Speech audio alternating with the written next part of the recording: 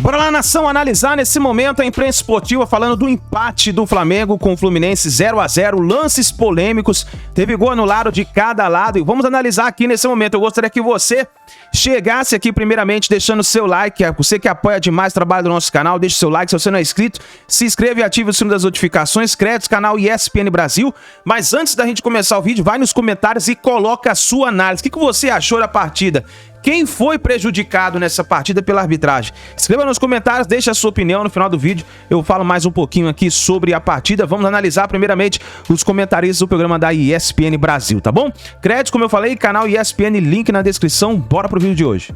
Alguma frequência. Mais de 40 mil pessoas, Bobo, no Castelão. Quase 60 mil no... agora, o quadro já modificou-se. Como disse o Capita, houve uma desproporção na bola no Morumbi, o São Paulo muito melhor que o Santos, e o equilíbrio que aparece na tabela entre Flamengo e Fluminense. Para você, no Maraca, para a gente entrar no assunto clássico do Rio de Janeiro, o empate caiu bem para o que os dois times apresentaram? Boa noite. Em primeiro lugar, boa noite a você, Plihal. Bom estar aqui contigo, com o Bubu, com o Fábio Luciano, com os fãs e com as fãs do esporte. Se você for olhar por produção, eu acho que a única coisa que torna um resultado injusto é a arbitragem. Eu acho que erros, acertos, o time criou 10 chances de gol. O outro criou uma, mas e a qualidade da finalização? E o trabalho do goleiro? E a sorte e o azar, que para mim são coisas do jogo. Tudo isso, para mim, não torna o resultado injusto. O que torna o resultado injusto é a arbitragem. E a arbitragem vai ser muito discutida aqui. Dá para dizer que o Fluminense foi melhor no segundo tempo que o Flamengo. Quando o Flamengo fez o gol e teve o gol invalidado, daqui a pouco a gente vai ter o Carlos Eugênio Simon aqui para opinar, para explicar melhor. Hoje é o Gaciba. Os lances. É o Gaciba hoje? Folga por cima. Então hoje vamos ter o Gaciba também aqui para explicar o que aconteceu na jogada, se foi ou não foi. A gente vai ver a opinião do especialista, vamos dar também as nossas opiniões sobre cada lance. No primeiro tempo achei o jogo mais equilibrado. Tá muito claro que o Fluminense é um time que entende melhor o que o técnico quer do que o Flamengo, por conta do tempo que o Diniz está lá. O time do Flamengo é um time, para mim, que vem crescendo, mas oscila ainda um pouco. O jogo era dificílimo. O Fluminense fez um jogo melhor do que vinha fazendo, né? O Flamengo, para mim, pode render ainda bem mais com o nível de jogadores que tem, com a qualidade que tem com a bola, mas não dá para dizer que o resultado foi injusto. Eu ouso dizer que, por conta da arbitragem, nesse momento, a sensação de ambas as torcidas é de enorme insatisfação, Plihal. O lance do gol. Ah, não, esse não. Foi parecido, foi parecido, Agora, esse foi o Lelê, né? Incrível como o Flamengo proporciona, né, Capita, oportunidades de gol para os seus adversários. E isso o São Paulo ainda não conseguiu corrigir. Assim, porque ele olha muito para a questão ofensiva, né? É lógico que tem que ter algumas recomposições, né? Algumas movimentações para trás também, né? Para o time não ceder tantos espaços, mas é um time que marca com a linha alta, né? Então, assim, você acaba tendo essa movimentação dos atacantes, né? Do mano a mano. E eu acho que o Davi Luiz cresceu bastante de produção também, ao lado do Léo Pereira, mas é um time que tem algumas correções a serem feitas. Aí, esse é o lance do primeiro gol anulado do Clássico. Isso, que aí o Gaciba vai poder falar sobre o assunto. Mas eu, assim, na minha opinião... Liberdade, né? Sim. Pro Arias. É isso, assim, você vê que é um contra-ataque, o Arias caminha muito, não tem um combate ali, né? Isso eu acho que é algo que o Flamengo vai ter que corrigir, que o São Paulo ele vai ter que corrigir, né? Porque quando você marca com a linha alta, você tem que fazer a marcação... Foi na cara, foi falta. Os dois lances. Não, mas tudo bem, não precisava nem do VAR, Sim, né? não precisava do VAR. Eu acho que essa é a questão, né, Plihal? É o árbitro poder ter marcado em campo um lance sem a necessidade do VAR. E existe reclamação, lógico, né? Os jogadores estão envolvidos no lance também, enfim. Mas, na minha opinião, acho que foi falta nos dois lances. Foi um gol de Arias a Arias. Arias a Arias, é isso. E é uma correção, né? Porque você vê que os jogadores, a defesa do Flamengo, ela anda muito para trás, né? Até o arremate. No lance ali eram 3 contra 3, né? Que é uma coisa que também não é para acontecer. Sabendo como jogam os atletas do Fluminense de frente, o Arias, por exemplo, para puxar contra-ataque, e não só para puxar contra-ataque, ele joga na direita, joga na esquerda. E você vê perigoso, cara. A linha de defesa do Flamengo hoje tinha Davi Luiz e Felipe Luiz. No meio-campo, o Thiago e o Gerson. Gerson. E depois Everton Ribeiro e Arrascaeta. É pouca gente para recompor. Exatamente. É pouca gente. O que o São Paulo faz? Ele potencializa muito, ele acredita muito no jogo pelo lado esquerdo. Então ele dá bastante liberdade para o Arrascaeta, né? Que não é um segundo atacante, mas é um jogador que pode procurar o espaço onde quiser no campo para receber a bola. O centroavante, o Gabigol, que se movimenta bastante. E ele acredita muito nessa associação do Gerson com o Arrascaeta. Tanto é que, às vezes, quando o Ayrton Lucas joga, ele joga um pouco mais recuado. E ele é um jogador, para mim, que tem um potencial ofensivo enorme. Enorme. Dos laterais brasileiros que atuam no Brasil, se não for quem tem o maior, está entre os jogadores com maior potencial ofensivo. E, para isso, ele precisa que haja recomposição. Então, por exemplo, no jogo passado do Flamengo, o Everton Ribeiro teve dificuldade para voltar pelo lado direito para fazer essa linha de 4. Ele trouxe o Gerson um pouquinho mais para dentro, junto com o Thiago, né? E aí alguém tem que fazer esse lado esquerdo. Geralmente é o Gerson que joga mais aberto, né? Então hoje faltou ali realmente uma linha mais próxima da linha de defesa, porque eu acredito muito numa coisa, eu acho que característica é essencial. Cara que marca melhor, cara que marca pior, mas eu acho que quando você cria, você fecha os espaços, quando você compacta os jogadores, você dificulta muito para o outro time conseguir entrar no seu espaço, a não ser que o outro time seja um time especial com a bola. E é o caso do Fluminense. Aí eu acho que é a grande questão. Eu não sei se a estratégia do Sampaoli foi a mais acertada. Eu até achei que ele não ia para o jogo. E ele tentou ir para o jogo, ele não conseguiu muitas vezes, porque o time do Diniz jogou essa partida melhor do que vinha jogando. Talvez seja fruto de uma semana livre de trabalho, uma semana em que o Flamengo teve que atuar, o Fluminense não teve. E um jogo desgastante, né? Contra o Atlético em Curitiba. Muito desgastante. O time foi muito exigido. Jogou melhor, por exemplo, contra o Atlético do que jogou hoje. Mas contra o Atlético, por exemplo, o Furacão finalizou dentro da área do Flamengo 18 vezes. Foram 27 chutes a gol, né? 27 ou 28, 18 foram dentro da área. E muitas bolas aéreas ganhas em jogadas que são construídas pelos lados. E o São Paulo sabe disso. Só que ele tem que organizar isso, resolver esse problema de marcação, mantendo o que o time tem de melhor, que é ter a bola no campo de frente, a bola passar pelo Gerson, pelo Arrascaeta, pelo Gabigol, ter construção. E ele está com dificuldade de achar esse equilíbrio. Eu, antes de começar o jogo, Bubu, escutei de alguns rubro-negros algumas reclamações em relação à escalação do Cebolinha.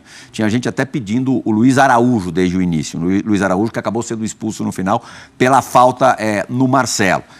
O Cebolinha já te convence ou já te convenceu menos do que hoje? O Cebolinha, ele não correspondeu ao que se esperava dele. Um jogador que foi decisivo em Copa América com o Brasil, quando foi para a Europa, saiu como uma estrela ascendente do futebol brasileiro. E, aliás, desde a passagem pelo Benfica, ele não aconteceu como se imaginava, né? Era jogador que talvez fosse para a Copa do Mundo, né? Aquela era a ideia. E custou caro, né? Tudo bem que o Flamengo tem bastante dinheiro, tem feito altos investimentos. E aí você espera um retorno à altura. Ele nunca entregou isso. Só que eu acho que ele já teve momentos piores. Hoje é um jogador mais útil do que ele já foi nessa passagem pelo Flamengo. Então eu não acho tão absurda a escalação dele na frente ali com o Gabigol. O Flamengo teve mais desgaste físico. E esse é um duelo muito interessante entre Sampaoli e Diniz, que é a tal da intensidade, né? Pega nesse ano a história de Fla-Flu. No Carioca, o Fluminense conseguiu se impor, de forma categórica. O Flamengo não estava bem fisicamente, teve todo aquele problema, aquele drama, muitas competições no começo do ano. Carioca ainda com o VP, quase né? 2 meses de férias. O Fluminense engoliu, o Fluminense atropelou o Flamengo. Era, né, o campeonato estadual. Depois já teve na Copa do Brasil, o cenário já se inverteu. O São Paulo chegou, teve 29 dias seguidos de treinamento, você já percebia várias das peças do Flamengo num estado físico melhor, e aí acaba prevalecendo um pouco a questão técnica, a qualidade individual, que é maior no Flamengo. Para o jogo de hoje, o primeiro tempo, para mim, foi equilibrado e com a tal da intensidade, que é a palavra que todo mundo repete no futebol. Porque intensidade é o que pede o Sampaoli, sobretudo, né? Ele roda time, mexe, né, busca soluções alternativas para manter sempre um time fresco e intenso. Ele conseguiu isso no primeiro tempo, e aí foi equilibrado. Fluminense mais descansado. Vamos falar, o Fluminense estava, digamos, recuperado. O Ganso voltou a jogar bem, que era um jogador fundamental. No melhor momento do Fluminense no ano, o Ganso estava voando, gente pedindo o Ganso na seleção, e o técnico na seleção ainda não era o Fernando Diniz. Então o Fluminense no segundo tempo, para mim, estava mais inteiro, estava mais forte, né, mais descansado. E por isso, quase o Fluminense no segundo tempo conseguiu a vitória, foi superior. Mas vamos lembrar, né? O Ayrton Lucas faz uma falta danada. Sim. O Fabrício Bruno está aqui, o capitão, também era um desfalque para o Flamengo, né, na zaga. Mas o Flamengo, você não pode chorar, né? O time que tem o melhor elenco da América do Sul, né? Que contrata tanto, que tem o Luiz Araújo chega, né? Parece que já joga há 500 anos no Flamengo. Hoje não foi bem, né? Hoje acabou sendo expulso. Mas a arbitragem eu acho que vai ser uma boa discussão para essa partida, né? 2 gols anulados que não são tão comuns, né? Falta lá E muito parecido, lá longe, né? Só um detalhe sobre as escalações. A escalação, o treinador tenta aquilo que tem lógica para ele e o que ele pensou realmente tem lógica. Porque exatamente para tentar cercar um pouco mais os lados do campo, ele coloca os Evertons, o Ribeiro do lado direito e o Cebolinha pelo lado esquerdo, que tem que recompor, eles precisam ajudar os jogadores que atuam mais por dentro. O Gerson abre muito pela esquerda, mas o Gerson veio jogar um pouquinho mais perto do Thiago Maia quando o Flamengo não tinha bola. Você pode ver que ele fechava um pouquinho mais por dentro, para deixar o Arrascaeta um pouco mais solto com o Gabigol. E quando você pensa na ideia de jogo, ela é uma ideia viável, ela é uma ideia que pode funcionar. Mas coletivamente, talvez por falta de entrosamento e talvez pelo momento dos jogadores, do Everton, principalmente o Cebolinha, porque o Cebolinha pode até ser útil, mas ele foi contratado para ser mais do que útil. Ele foi contratado para ser um jogador que resolve jogos, um jogador que decide campeonatos, um jogador que faz a diferença. Né? Eu não acho que imaginavam que ele ia conseguir ter o poder, a capacidade de influência do Bruno Henrique, porque esse para mim é enorme. Esse já faz muita falta de novo, sempre fez, né? Impressionante. É o melhor jogador da campanha do Flamengo de 2019, melhor jogador da melhor campanha do Flamengo. Para mim ele faz muita falta, força, velocidade, entra na área como segundo centroavante, é grande, é um jogador com muita identificação com o clube, mas o Cebolinha tinha que fazer um pouco mais, ele não está conseguindo produzir nem próximo do nível que ele produzia no Grêmio. O Sampaoli olha os treinamentos, o Sampaoli olha o que ele tem no banco. O Luiz Araújo é um jogador para atuar do outro lado, um jogador para atuar mais do lado do Everton Ribeiro, tanto que é entrado do lado direito. Então, eu entendo o torcedor reclamar, eu entendo a insatisfação, principalmente depois de ver a atuação da equipe, mas a ideia do Sampaoli, ela tinha lógica. Na prática, ela se mostrou menos eficaz do que o treinador gostaria que fosse. Capita ia falar alguma coisa antes? Não, eu só ia falar que os lances dos gols, né, que foram anulados são muito parecidos, né, Plirra? Essa é a observação, né? Que é uma jogada que após a falta, vem um contra-ataque logo na sequência, né? Poucos toques na bola, até o arremate em gol. E aí a gente vai ter o Gaciba para falar. O Gaciba daqui a pouquinho vai estar com a gente participando do Sport Center. A boa notícia, também não chega a ser nenhuma novidade, mas ele viveu um período de instabilidade nessa temporada. Principalmente ali na reta final do campeonato estadual, quando o Fluminense levou larga vantagem sobre o Flamengo, mas que voltou a jogar bem e ser decisivo é o Gabigol, né? Sim. Gabigol teria uma semana perfeita se o gol do Flamengo não tivesse sido anulado. Ele fez o gol da tranquilidade no meio da semana na Copa do Brasil contra o Atlético e hoje fez o gol que seria da vitória. A anulação não é culpa dele, não é responsabilidade dele. Tem jogadores que vão ganhando crédito de acordo com o que fazem no clube e tem jogadores que vão perdendo crédito. Né? Eu penso muito futebol dessa forma. E esse, para mim, eu gosto de falar, Plihal, dessa nova geração, da geração nova, a geração que é a segunda melhor geração de futebol que o Flamengo teve da história, o maior jogador. Sim. Para mim, o melhor deles, tecnicamente, é o Arrascaeta. Para mim, o Bruno Henrique é o que tem mais identificação com a torcida, o melhor da melhor campanha. Então, é o meu preferido desses jogadores do Flamengo. E o maior é o Gabigol. E o Gabigol, para mim, ele encaixa muito mais na ideia de jogo do Sampaoli do que encaixa o Pedro. Porque o Gabigol se aproxima mais para fazer as tabelas, mas é de uma ideia que o Sampaoli está implementando, não está pronta. E ele, tecnicamente, vive um momento melhor, como você falou. Ele não tem nada a ver com o gol anulado. Seria um golaço. Sim. Seria um golaço. O cara tira um gol da cartola no momento em que o Fluminense era melhor, que o Fluminense jogava mais bola. É um cara que tem gols em todas as decisões de Libertadores pelo clube. Então, esse é um cara de que a gente não duvida.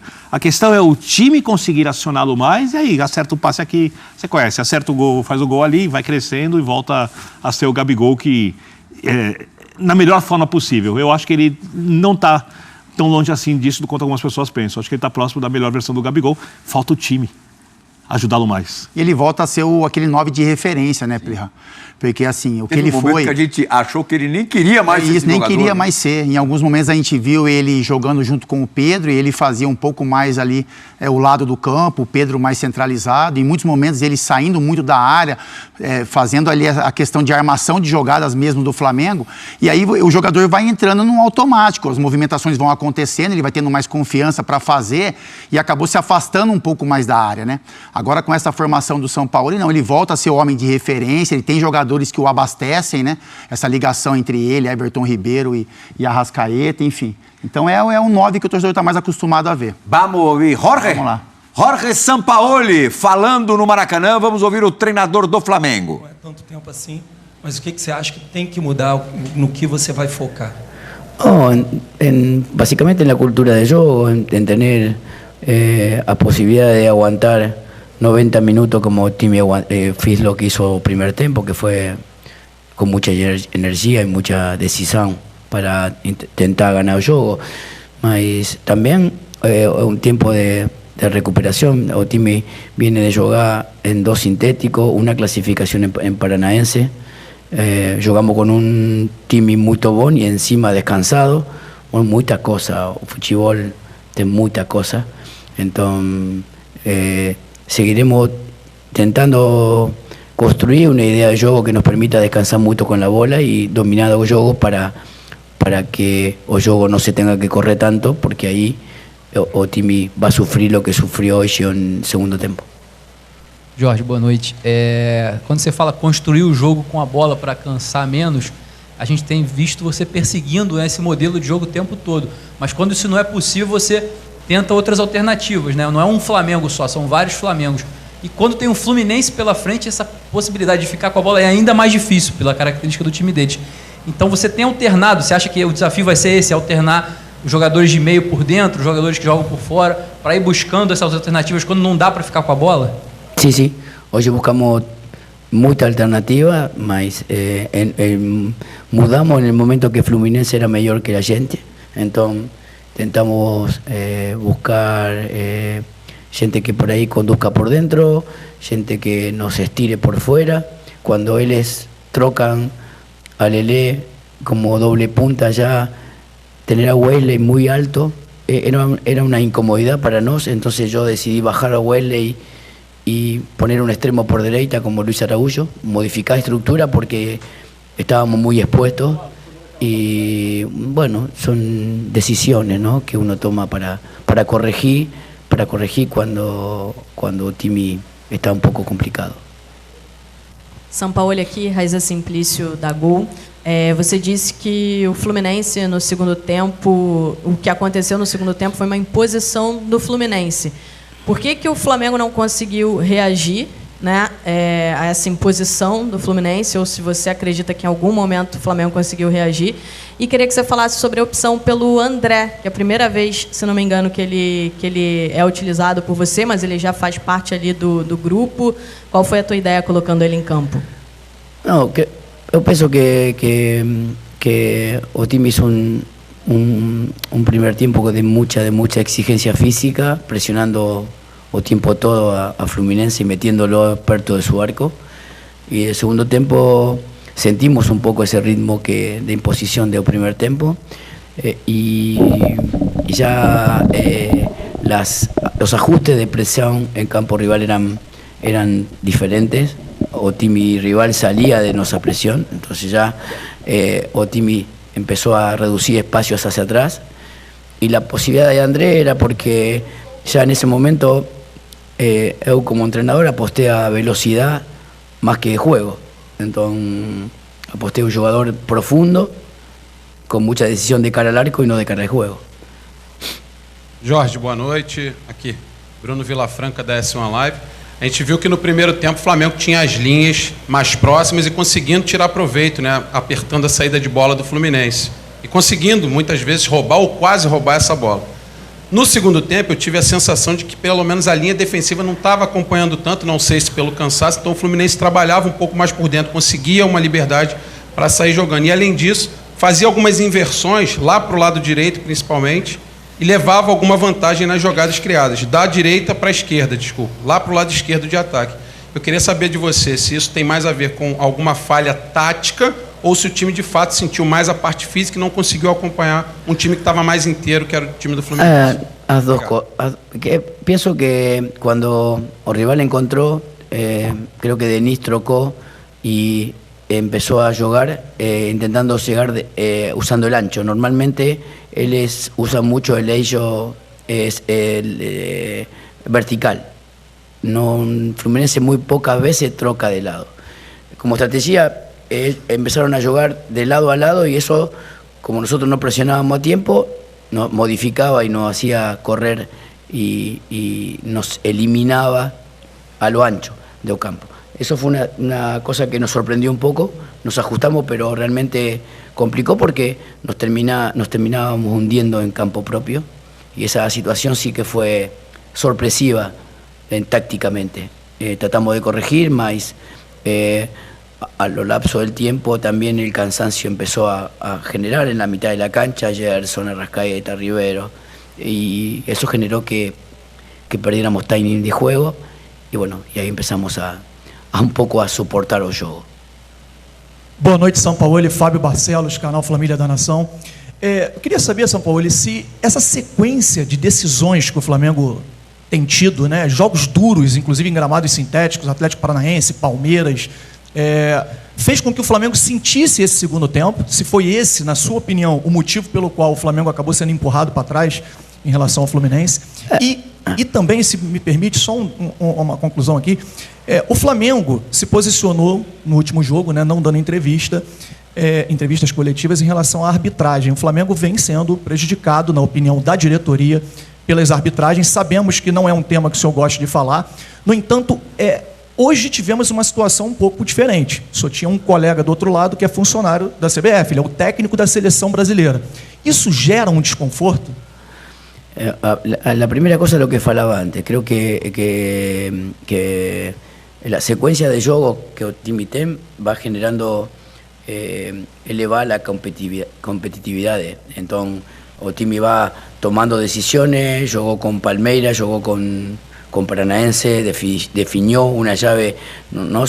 Venimos de eliminar Copa do Brasil a Fluminense, a Paranaense, un time con mucho desgaste psicológico e inclusive anímico, y jugar un clásico después de eso genera. Entonces, toda la energía que el time puso en el primer tiempo se sintió un poco en el segundo tiempo. Creo que para mí, y valoro también lo que hizo el rival, que cambió de estrategia y que nos complicó bastante, también mérito de él, porque o time rival de ellos es muy bom y joga bien. Entonces, creo que fuimos superados por ellos, no porque nosotros bajamos o subimos. La realidad para mí es esa.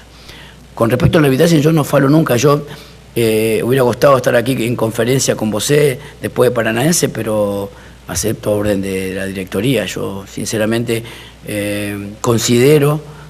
siempre considero que es un no gosto falar del arbitraje nunca, y que siempre en la rueda final termina siendo equitativo, como lo falé en la rueda de prensa de Palmeiras. A veces te ayuda, errores humanos, el VAR, bueno, muchas cosas. Simplemente mi postura es no falar y no criticar a aquellos en que yo no puedo resolver eso. No está en mis manos está o time. São Paulo, boa noite, Bruno Castanha. A gente já falou em algumas coletivas que você gosta muito daqueles meios que atacam o espaço.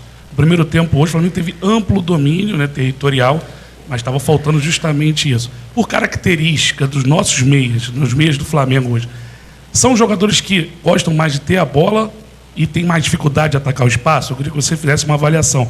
E se me permite só mais uma pergunta rapidinho. O Flamengo está no mercado aí buscando, né, jogadores de meio campo aí, fala sobre De La Cruz, Claudinho, da necessidade hoje na sua avaliação, realmente a posição, os meio-campistas que faltam hoje para completar esse elenco? Obrigado. Yo pienso que nos tenemos algunos volantes como Gerson, que tienen muy buenas apariciones, que es un jugador que todo el tiempo provoca esa condición.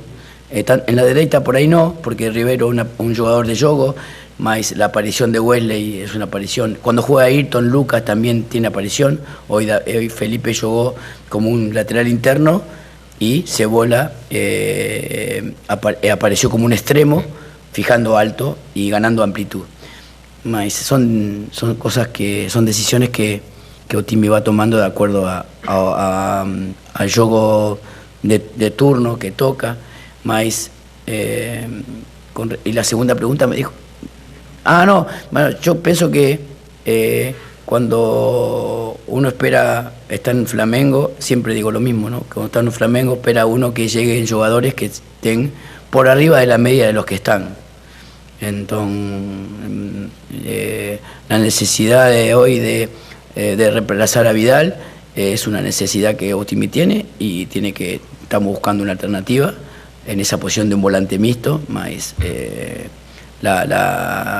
siempre en el mercado seguramente se va a mover, inclusive en entrada y salida, entonces tenemos que estar atentos por si pasa alguna cosa que también nos puede sorprender, pero espero siempre que Otimi, para pelear cosas importantes en un año difícil de transición, tengamos la posibilidad de que llegue algún jugador que por sí solo resuelva determinadas cosas no campo. Última pergunta. Sampaoli, boa noite. É uma pergunta que não pude fazer lá na Arena da Baixada, mas o que significa para você ter colocado o Flamengo na semifinal da Copa do Brasil e o que esperar desse confronto com o Grêmio do técnico Renato Gaúcho, Flamengo, Grêmio, São Paulo e Corinthians, os semifinalistas da Copa do Brasil 2023? Es una satisfacción por el hecho de eliminar un time muy difícil como Paranaense, mas ahora tenemos una semifinal durísima con Gremio en 2 confrontos, entonces prepararnos para eso y enfocarnos mucho en saber de que esos partidos de eliminación son finales y hay que prepararse. Hoy Otimi compitió como si fuera una final, por momentos mejor, por momentos peor, mas ese es el Flamengo que tiene que llegar a aprender a sufrir en algún momento, tiene que aprender a golpear en un momento de dominio. El camino que Otimi va construyendo para salir de aquella etapa inicial del año muy confusa, Otimi está creciendo para mí. Obrigado, professor Sampaoli. Obrigado a todos. Fim da entrevista coletiva com o Flamengo está vivo nas 3, mas hoje a gente confia mais no Flamengo, nas 3, ainda pela qualidade dos jogadores, acima, acho que de qualquer outro elenco na América do Sul, ou pelo trabalho do Jorge Sampaoli, pelo que ele apresentou até aqui? Em primeiro lugar, a qualidade dos jogadores, mas eu acho também o trabalho do Sampaoli. Quando ele termina a entrevista agora dizendo que o time, na visão dele, está crescendo, eu concordo com ele. Só que eu acho que esse crescimento vai ser um pouco lento. Não, porque vamos lembrar do período, não é a referência, mas vamos lembrar do período de Jorge Jesus. Ele teve um mês com a equipe parada, né? Era mês de Copa América, ele trabalhou a equipe e voltou a jogar, a equipe foi crescendo mais rápido do que está crescendo agora, mas não foi do dia para a noite. Foi eliminada pelo Atlético Paranaense, por exemplo, numa Copa do Brasil. Eu lembro ele indo falar cara a cara com o torcedor no aeroporto, o torcedor do Flamengo protestando naquela oportunidade. E havia uma outra questão que ela é implícita do futebol, e essa o Fábio pode falar muito melhor do que eu, você também, convive muito com os jogadores, sabe disso. Uma coisa é você trabalhar com jogadores de muita qualidade que querem ganhar e nunca venceram. Outra coisa é você trabalhar com jogadores que são muitas vezes campeões, jogadores históricos, jogadores que precisam sempre recondicionar a cabeça a serem competitivos como os outros times que querem vencer. Porque, queira ou não, para as equipes do futebol brasileiro hoje, tem 2 equipes a serem vencidas. O Palmeiras ainda é uma dessas equipes, continua sendo, não vou nem usar, continua sendo, e a outra é o Flamengo. Então todo mundo que vai enfrentar essas equipes, olha esse jogo de uma maneira um pouco diferente, um pouco especial. E ele quer uma construção, um jogo feito até defensivamente a partir da posse de bola. Ele falou para o time se cansar menos, para o time se impor. Só que isso é um jogo rebuscado, porque quando você perde a bola na frente, você precisa recompor rapidamente. Você precisa... Uma vez o Diego Pituca, eu fazia um programa com ele de televisão, ele, jogador do Santos, do São Paulo na época, ele falou, eu fico o tempo inteiro contando os jogadores que estão ao meu redor, porque eu sei que quando o meu time perder a bola, cada um tem que saber quantos tem e aonde cada um tem que ir. Ou seja, é um jogo muito pensado. E é um jogo que os jogadores do Flamengo, dessa forma, nunca fizeram. O encaixe com o Jorge Jesus foi muito mais fácil. Para corroborar com o que você está dizendo, a gente entrevistou essa semana no Bola da Vez o Eduardo Sacha, do Red Bull Bragantino, que trabalhou com o Sampaoli no Santos e no Atlético Mineiro. Ele falou, tive ótimos treinadores na minha carreira, não estou dizendo que o Sampaoli tenha sido o melhor, mas foi quem mais abriu a minha cabeça. Então, porque eu gosto sempre de falar, futebol é um esporte que você joga com a cabeça e pratica com o corpo, só que você hoje em dia joga muito mais sem a bola. Tem estudos feitos na Espanha, o professor Calçade trouxe isso uma vez, cada jogador toma mais de 2.000 decisões no jogo de futebol, de onde se posicionar, para onde se movimentar, o que vai fazer, e o jogo do Sampaoli é um jogo muito inteligente, e você não faz isso se encaixar do dia para a noite com velocidade, até porque o jogo de futebol encaixado é quando o movimento está quase automatizado, quando ele é quase inconsciente, quando o jogador faz todas essas coisas que eu estou falando, sem ter que pensar muito, já está automático isso. Isso vai demorar algum tempo, então eu consigo entender, eu entendo a construção, eu entendo as decisões do Sampaoli, eu acho que o time está bem encaminhado, mas ainda é um time muito mais perigoso pelas individualidades do que propriamente pelo seu jogo coletivo. Você gostava, Capitão? O Gaciba já está pronto, daqui a pouquinho a gente já vai chamar o Gaciba.